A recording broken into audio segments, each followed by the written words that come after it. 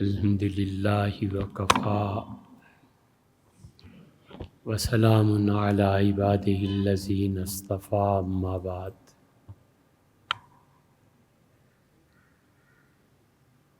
اللہ تعالی نے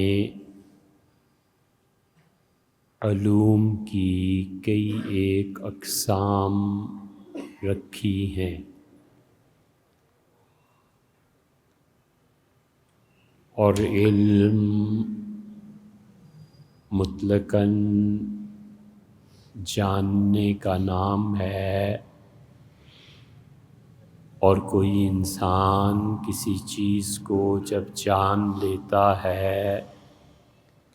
تو اسے کہتے ہیں کہ اس انسان نے اس چیز کا علم حاصل کیا۔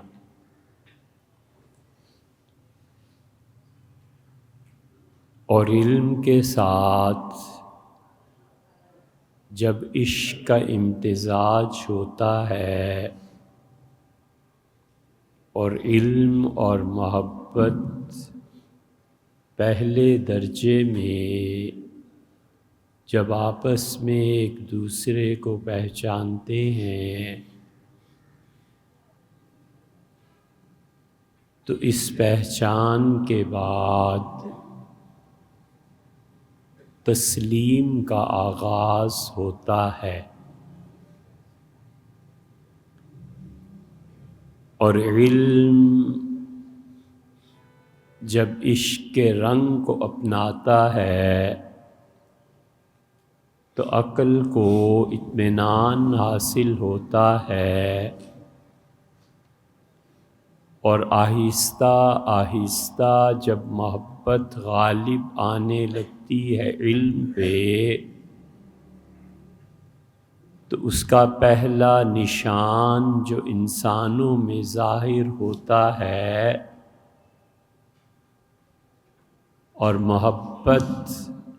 جب اپنی بلوغت اور میچیورٹی کو پہنچتی ہے تو محبوب کا حکم بجا لانے میں کوئی مزاحمت نہیں ہوتی۔ علم کا امتزاج علم محبت سے نہ ملے اور علم عشق سے غیر رہے،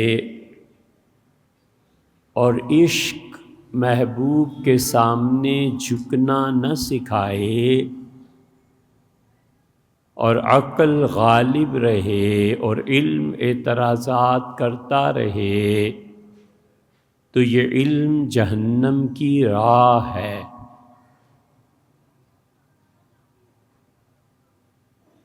اس لیے علم اور محبت یہ دونوں جب ملتے ہیں تو پھر آغاز ہوتا ہے جب اس صاحب علم کو جس سے محبت ہوئی ہے اس کی اطاعت پہ کوئی اعتراض نہ رہے، اور اس کے بعد کے درجے میں جب علم اور محبت ان کا مکس اپ ہونا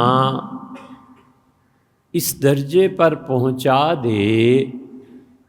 کہ محبوب کی اطاعت خوشی کا باعث بنے، تو جو بھی آدمی اس موقع پر پہنچتا ہے، اس مقام پر پہنچتا ہے کہ علم تھا پھر محبت ہوئی اور اب محبت نے ایسا غلبہ حاصل کیا کہ اسے محبوب میں کوئی عیب نظر نہیں آتا، تو یہ معرفت کا آغاز ہوتا ہے۔ علم تنہا جہنم کی طرف لے جاتا ہے، اور علم اعتراضات کو پیدا کرتا ہے، علم یہ کہتا ہے کہ حدیث میں یوں آیا ہے، قرآن میں یوں آیا ہے، فلاں حدیث میں فلاں چیز آئی ہے، یہ محض علم ہے، اور اس کا طریق بہت خطرناک ہے، حتیٰ کہ وہ ظاہر کا مسلمان اور عقیدے کا دل سے مرتد کہلاتا ہے۔ اور اللہ قیامت میں اس کے دل کے اعمال بھی پوچھے گا۔ اس سے فرمایا کہ ان السمع، یہ سننا دیکھنا، والفؤاد، اور دل جو اس کا عقیدہ ہے، کل ذالک کان عنہ مسئولا، اللہ ہر ایک چیز کے متعلق سوال کرے گا۔ اس علم میں جب عشق داخل ہو اور عقل ہار مان لے، تب اس کو اپنے محبوب میں کوئی عیب نظر نہیں آتا، اور مکمل اختلاط کے بعد بھی کوئی عیب نظر آئے تو اس کا مطلب ہے کہ عشق کچا ہے۔ یہ آگ بھڑک نہیں رہی، دھواں پیدا کر رہی ہے، اور اس کا انجام اللہ کے حوالے۔ لیکن جب آگ بھڑکنا شروع ہوتی ہے اور اپنے محبوب میں کوئی عیب نظر نہیں آتا، دنیا 1000 مرتبہ کہے کہ یہ اندھا ہے، کانا ہے، رنگ کالا ہے، یہ ہے وہ ہے، اسے سراپا حسن نظر آتا ہے، اور جو لوگ عیب گنتے ہیں ان کو وہ اندھا جانتا ہے۔ تو یہ ہے معرفت کا آغاز۔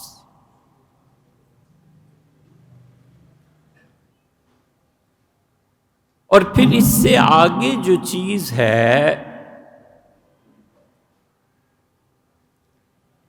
وہ یہ کہ جب یہ مکس اپ ہو علم اور عشق کا، اور محبوب بغیر کسی عیب کے نظر آنے لگے، تو اب اطاعت میں خوشی اور اس کا غم کہ کہیں جدا نہ ہو جاؤں، یہ مرتبہ ہے معرفت کی بلوغت کا، اور اس کی کوئی حد نہیں ہے۔ اگر اس مقام پہ اللہ ہے تو وہ سب سے زیادہ محبوب ہے انسان کے لیے، اور اس مقام پہ ماں ہے، باپ ہے، بیوی ہے، شوہر ہے، تو وہ اس میں فنا ہے، اور یہ فنائیت اگر مثبت ہے تو وہ خالص اللہ کی معرفت ہے، اور یہ فنائیت اگر منفی ہے تو یہ خالص کفر ہے۔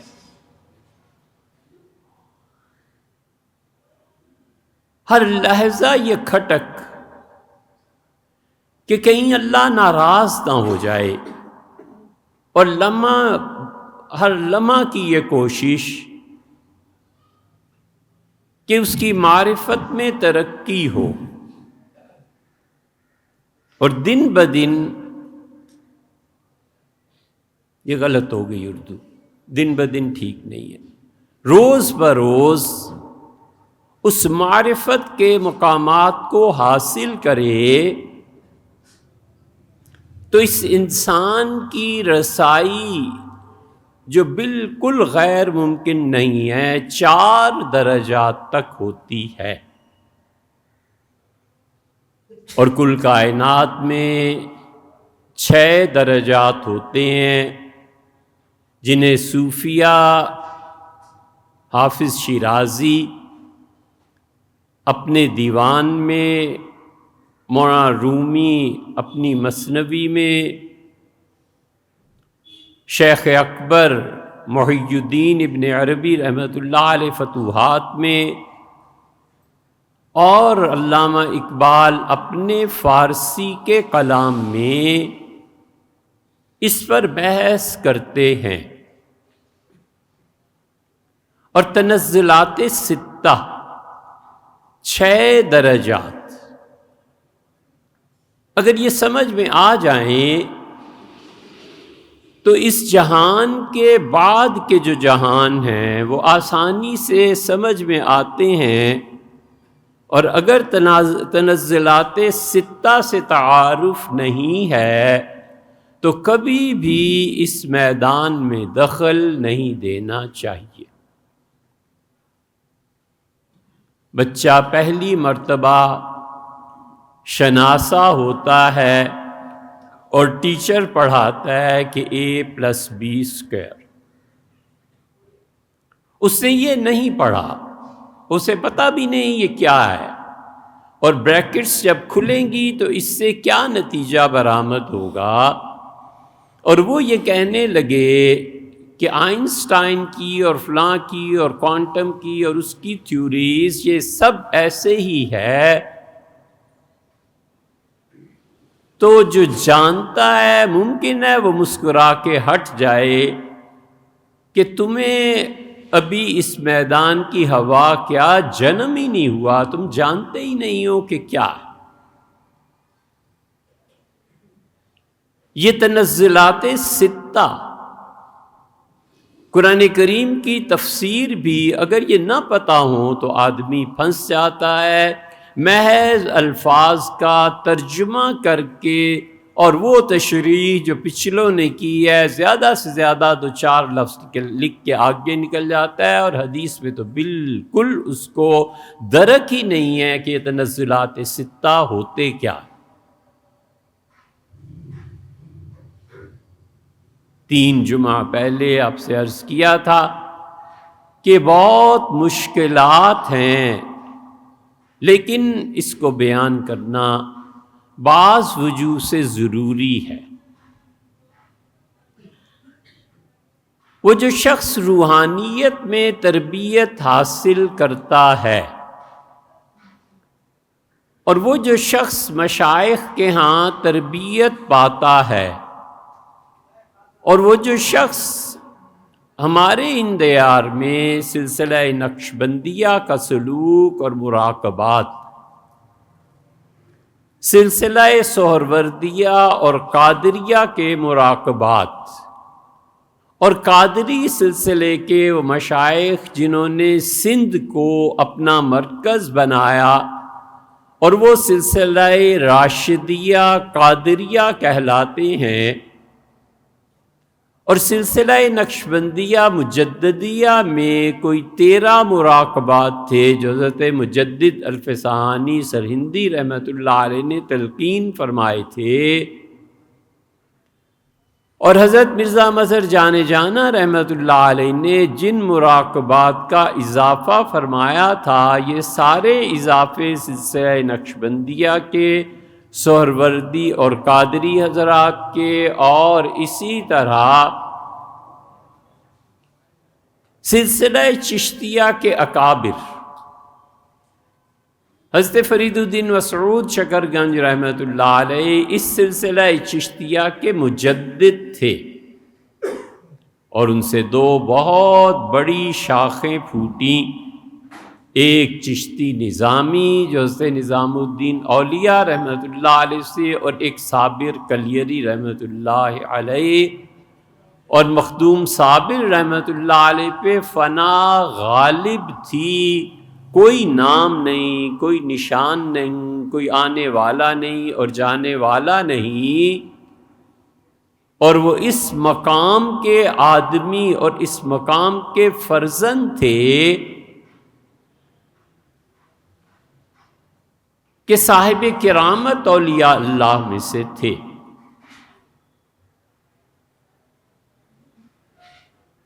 آپ اس کے مخالف ہوں تو بھی دوسرے کا نقطہ نظر سننے کی ہمت پیدا کرنی چاہیے۔ نہ مانتے ہوں تو یہ تو دیکھنا چاہیے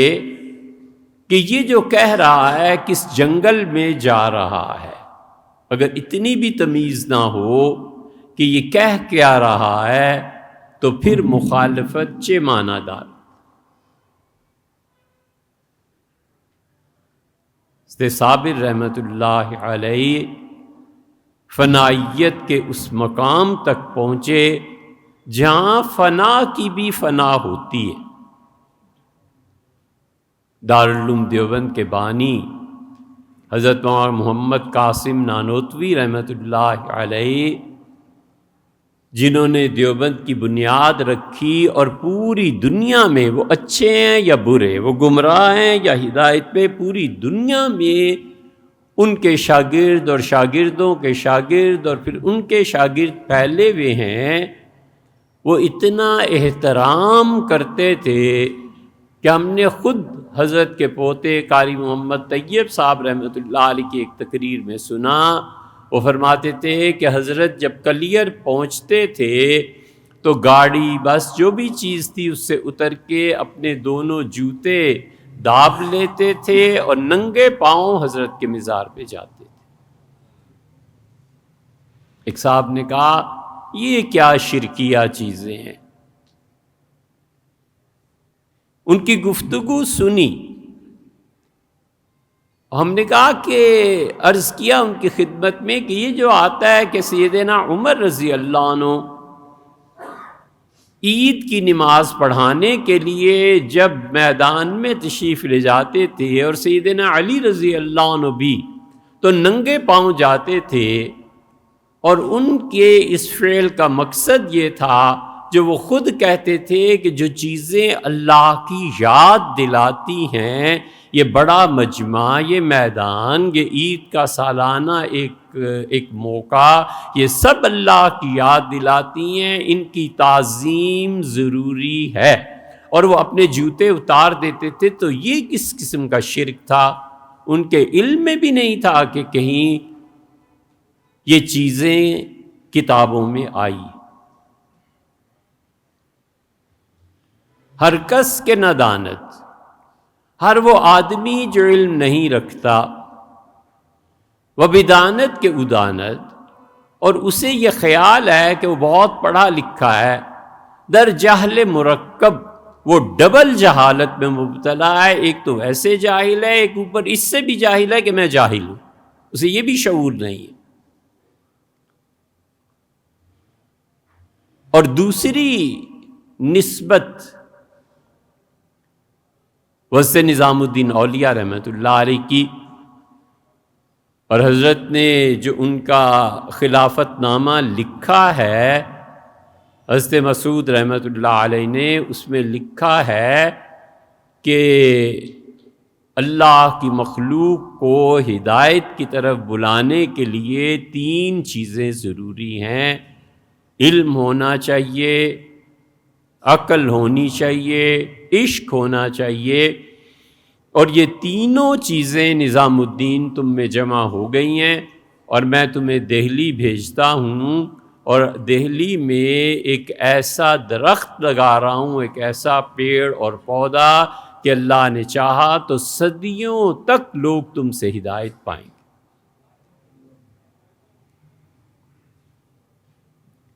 اس لیے صوفیہ پڑھاتے تھے. ایسے نہیں ہے کہ خانقاہوں میں گئے اور اللہ اللہ کیا، وہ باقاعدہ پڑھاتے تھے. یہ جو تنزلات 6 ہیں یہ صوفیہ کے ہاں رائج ہیں. اور بات یہاں سے شروع ہوتی ہے کہ کائنات میں اللہ کہاں تھا. یہ جو اس نے زمان و مکان کو پیدا کیا تو اس ٹائم اور سپیس کے پیدا کرنے سے پہلے خدا کہاں تھا؟ اور صحیح حدیث میں ایک دیہاتی آتا ہے اور رسول اللہ صلی اللہ علیہ وسلم سے کہتا ہے کہ اینا کان ربنا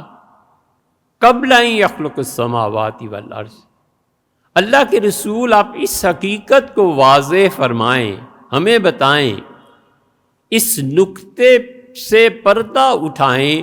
کہ آسمانوں اور زمین کے پیدا کرنے سے پہلے اللہ کہاں تھا.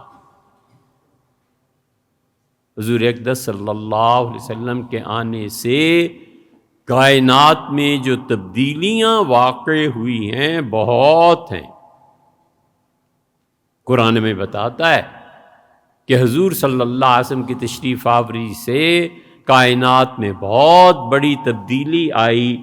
جنات جن کی رسائی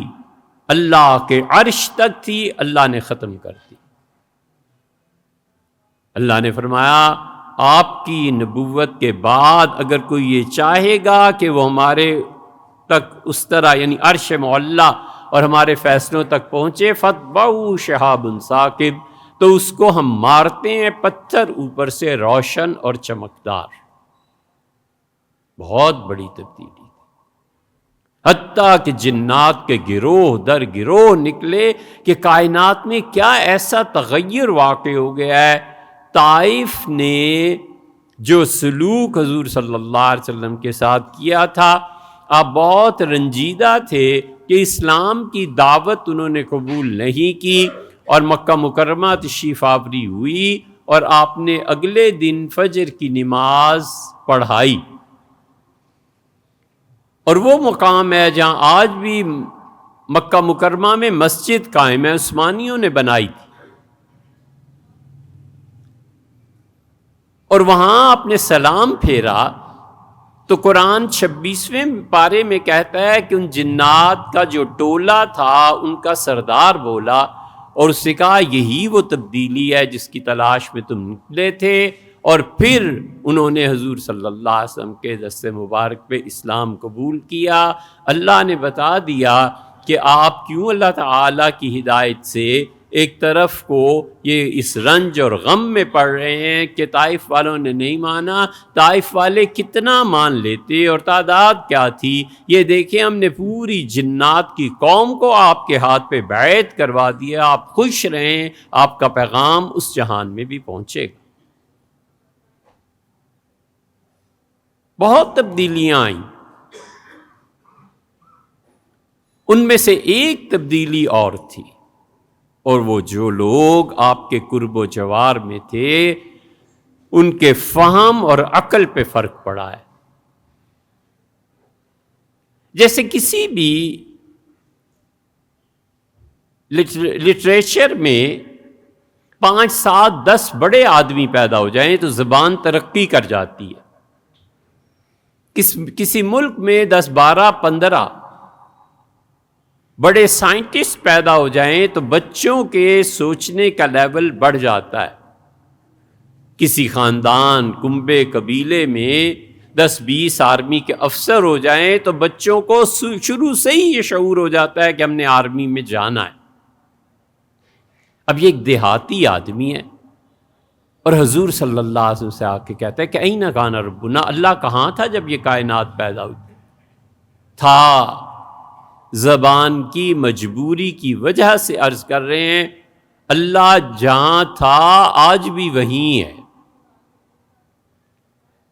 اس لیے جو لوگ کہتے ہیں نا کہ اللہ عرش پہ ہے معاذ اللہ، اور اس کے بعد اس کی حدود متعین کرتے ہیں کہ عرش اتنا بڑا ہے اور اللہ اتنا چھوٹا ہے، اور استغفر اللہ، اللہ 4 انگل کے برابر عرش سے چھوٹا ہے تاکہ اس پہ سما جائے۔ ان سے کوئی پوچھے کہ یہ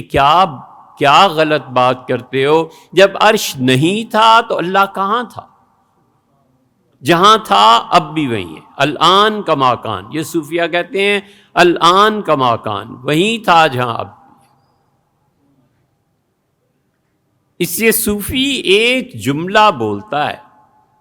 اور لکھنے والے اس کی مثال ہم دے چکے، پوری کتاب اس کی شرح میں لکھیں تو ناکافی۔ امام شافعی رحمۃ اللہ علیہ فرماتے تھے کہ میں خانقاہوں میں گیا، حالانکہ وہ مجتہد تھے، اتنے بڑے آدمی تھے، فقہ میں ان کی ٹکر کے کون لوگ تھے جو ان کے زمانے میں ہوں، لیکن فرمایا میں ان خانقاہوں میں گیا تو 2 باتیں میں نے سیکھی ان سے اور زندگی کے لیے بس کافی ہیں۔ ایک تو انہوں نے مجھے یہ سکھایا کہ وقت پہ غالب رہو وگرنہ تم مغلوب ہو جاؤ گے، ٹائم پہ غالب رہو۔ ٹائم کو اپنے انڈر رکھنا،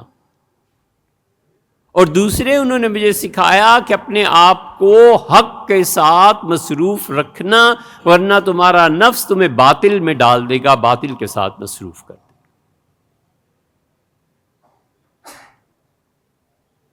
یہ بالکل دیہات کا رہنے والا آ کے کہتا ہے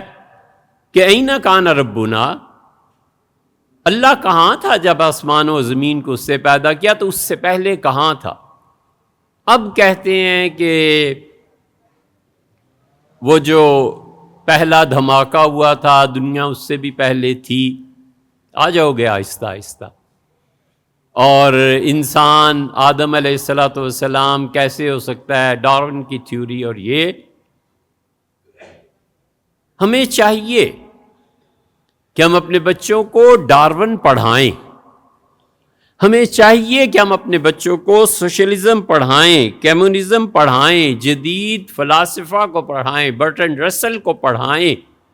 اور پھر ہم بتائیں کہ بیٹے اسلام یہ کہتا ہے، کمیونزم یہ کہتا ہے، اسلام یہ بتاتا ہے، وہ یہ بتاتے ہیں، مگر یہ بات وہ انجام دے سکتا ہے جس کو عربی سے استفادہ اور انگلش دونوں سے ہو، کمانڈ رکھتا ہو، ایٹ لیسٹ ان دونوں زبانوں میں کمانڈ رکھتا ہو، اور کوئی پڑھا لکھا ہوا ہو۔ اور 22 کروڑ میں 10 آدمی ایسے نہیں مل سکتے جو دونوں کو پڑھے ہوئے ہوں، ادھر کو بھی اور ادھر کو بھی۔ پڑھا ہی نہیں ہے، ایک نے ایک پڑھا، ایک نے دوسرا پڑھا، اور وہ بھی پورا نہیں پڑھا۔ اور جنہوں نے ڈارون اور ان تھیوریز کو پڑھا ہے وہ زیادہ ہیں،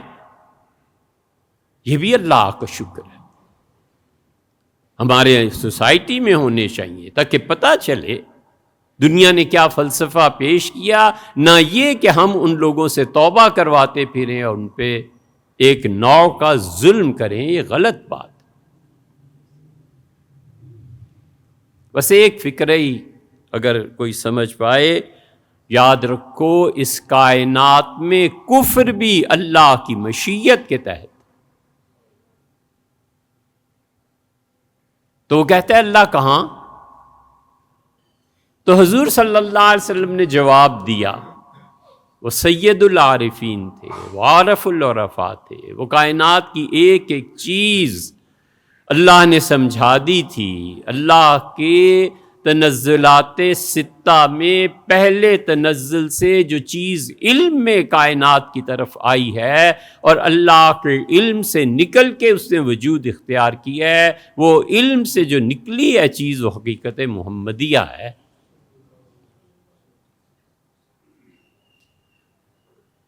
حضور صلی اللہ علیہ وسلم نے فرمایا میرا پروردگار بادل میں تھا، فی عما، اور فرمایا کہ ایسے بادل میں تھا جس کے اوپر بھی ہوا تھی اور جس کے نیچے بھی ہوا تھی۔ اینا کان ربنا، فرمایا ایک بادل کے نیچے۔ اور دوسری روایت میں ٹھیک یہی الفاظ آتے ہیں، اور حضور صلی اللہ علیہ وسلم نے فرمایا کان اللہ ولم یک شیئا، اللہ تھا اور اس کے علاوہ کچھ نہیں تھا۔ لیس فوقہ ہوا، ہوا اس کے اوپر بھی نہیں تھی، اور اسی طرح ہوا اس کے نیچے بھی نہیں تھی، اللہ تھا اور اس کائنات یہ کچھ نہیں تھا۔ یہ دونوں احادیث آئی ہے۔ ہوا ایک چیز ہے نا، اللہ تھا اور ہوا بھی تھی، تو پھر اس کا مطلب ہے کوئی چیز تھی، جبکہ دوسری حدیث میں فرماتے ہیں کوئی چیز نہیں تھی۔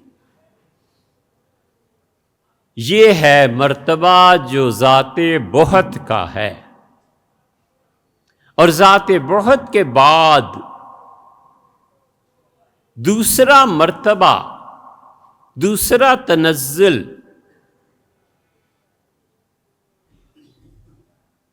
وہ مرتبہ وحدت کا ہے، اور تیسرا تنزل احدیت کا ہے، اور چوتھا تنزل، ان تنزلات ستہ میں سے جو دو پہلے ہیں کسی شخص کی رسائی نہیں ہو سکتی، وہ اللہ کی پاک ذات کا ظہور خود اللہ ہی کے لیے ہے۔ گجرات سے ایک صاحب نے خط لکھا ہے اور بہت عمدہ جملے لکھے ہیں، وہ اس چیز کو شاید سمجھتے، یقیناً سمجھتے ہوں گے۔ ہم سے ایک لفظ بولنے میں غلطی ہوئی، اللہ کی وہ تجلیات جن کا ظہور برائے باری تعالی ہے، وہاں تک پہنچنے کی کوئی راہ ہی نہیں ہے، وہاں تک کسی انسان پتہ ہی نہیں ہے کسی کو بھی۔ اللہ کی ذات جو اس مرتبے میں ہے جسے ابن عربی جمع الجم سے تعبیر کرتے ہیں فتوحات مکیہ میں، وہاں پہنچنے کی کوئی راہ نہیں ہے۔ اللہ ہی جانتا ہے اپنی ان صفات کو جو صفات اس کے لیے ظاہر ہوئیں، کیونکہ ان کو جاننے کے لیے اللہ سے بڑا کوئی اور ہو، اور وہ ہے نہیں، والعیاذ باللہ۔ اور چوتھے درجے میں پہنچ کے اللہ کا یہ سارا نظام عالم امر کی طرف چل پڑتا ہے۔ صوفی عالم امر کی بحث کرتا ہے اور لوگ علماء عالم خلق کی بحث کرتے ہیں۔ عالم خلق اور چیز ہے، عالم امر اور چیز ہے۔ عالم خلق تک آپ کی اتنی رسائی ہے کہ آپ نے چیزوں کو ذرہ ذرہ جان لیا، مثلا جسم انسانی ہے اور کوئی چیز ہے، لکڑی ہے، موسم ہے، ہر چیز کے بارے میں۔ لیکن عالم امر کا جہاں آیا ہے، اللہ نے صاف کہہ دیا ہے کہ وَمَا أُوتِيتُم مِّنَ الْعِلْمِ إِلَّا قَلِيلًا، عالم امر کا علم ہم نے بہت تھوڑا سا عطا کیا ہے۔ اور وہ عالم امر جب کھلتا ہے تو آدمی گونگا ہو جاتا ہے، اور اس کے بعد عالم حیرت کھلتا ہے، اور اس مقام پہ حضرت مجدد الفسانی سرہندی رحمۃ اللہ علیہ تھے، شاہ ولی اللہ رحمۃ اللہ علیہ تھے، یہ لوگ تھے۔ اس عالم امر کے لیے سال ہا سال اس کی رسائی کے لیے محنت کرنی پڑتی ہے۔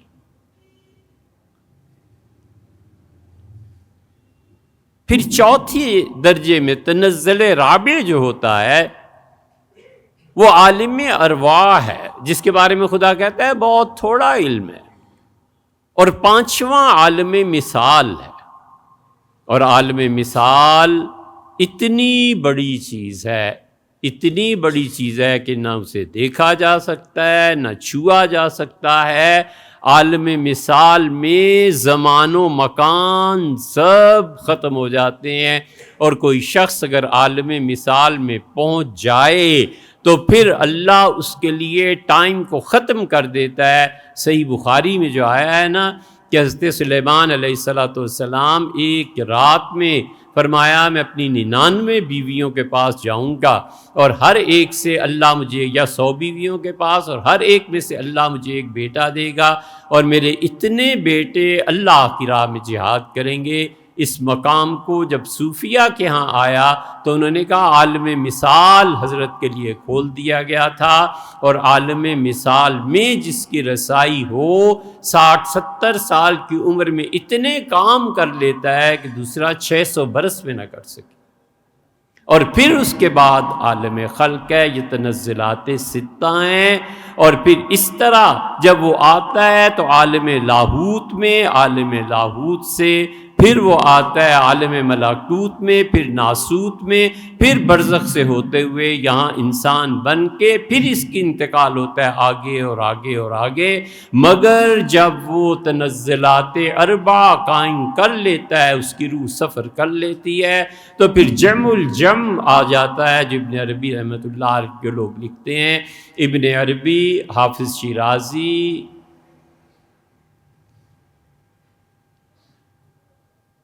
اور صدر الدین قونوی اور مولانا روم اور علامہ اقبال اور فرید الدین عطار، یہ اتنے بڑے لوگ ہیں کہ لاکھوں نہیں کروڑوں انسانوں کی رہنمائی انہوں نے 8-9 صدیوں تک کی ہے۔ اور صوفیہ خانقاہوں میں اور علماء جو واقعی جید علماء تھے ان چیزوں کو پڑھاتے رہے۔ آج ایک آدمی اٹھتا ہے جو ان چیزوں سے واقف ہی نہیں ہے، کہتا ہے یہ دین کے مقابلے میں پیرالل دین ہے، یہ گمراہی ہے، اس کی کیسے مانی جا سکتی؟ ان تنزلات ستہ پہ انشاءاللہ آئندہ سے ایک تنزل پہ بات کریں۔